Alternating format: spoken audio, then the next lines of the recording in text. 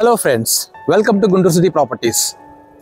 ఇప్పుడు మనం గుంటూరు కార్పొరేషన్ లిమిట్స్లో ఉన్నటువంటి సిఆర్డి అప్రూవ్డ్ వెంచర్ దగ్గర ఉన్నాము.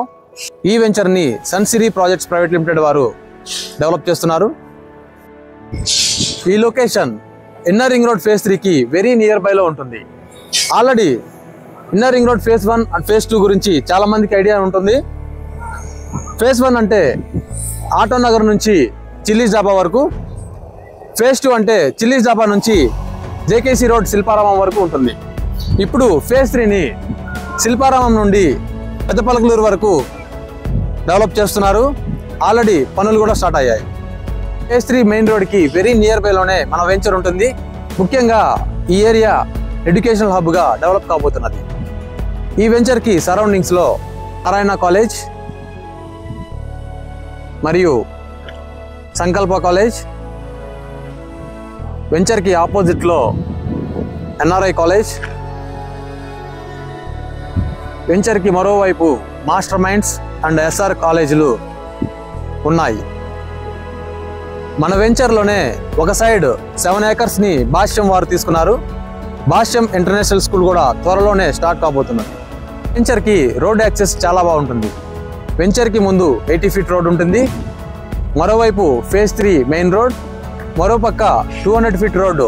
ఇది పొన్నికెళ్ళ నుంచి రాజధానికి వెళ్ళడానికి చాలా సులువుగా ఉంటుంది.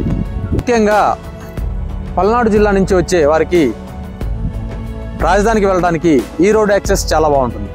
వెంచర్ డెవలప్మెంట్స్ ఎంట్రన్స్లో గ్రాండ్ ఆర్చ్తో పాటు 24 అవర్స్ సెక్యూరిటీతో 40 feet CC roads, under ground drainage, electricity, over tank, avenue plantation, children park మరియు అన్ని సిఆర్డిఏ నామ్స్తో కూడిన డెవలప్మెంట్స్తో ఈ వెంచర్ని డెవలప్ చేస్తున్నారు. ఈ వెంచర్కి దగ్గరలోనే తేజ టౌన్షిప్స్ వారి హౌసింగ్ ప్రాజెక్ట్ కూడా ఉంది. మరియు గుజ్జనగుండ్ల డిమార్ట్కి వెరీ నియర్ బైలో 3 కిలోమీటర్స్లోనే ఈ వెంచర్ ఉంటుంది. మరియు విజ్ఞాన్స్ కాలేజ్ కూడా దగ్గరలోనే ఉంది. ఎగ్జాక్ట్గా జేఎల్ఈ థియేటర్స్కి ఆపోజిట్లోనే మన వెంచర్ లొకేట్ అయి ఉంటుంది. ఈ వెంచర్ ఉన్న లొకేషన్లో గ్రౌండ్ వాటర్ చాలా స్వీట్గా ఉంటాయి. ఇంత మంచి డెవలప్మెంట్స్తో మంచి ప్రైమ్ లొకేషన్లో ఉన్నటువంటి ఈ వెంచర్ యొక్క ప్రైస్ గజానికి 29,500. ఈస్ట్ అండ్ కార్నర్ ప్లాట్స్కి ఎక్స్ట్రా ఛార్జెస్ ఉంటాయి. మరిన్ని వివరాలకు స్క్రీన్పై కనిపిస్తున్న నెంబర్కి కాల్ చేసి తెలుసుకోగలరు.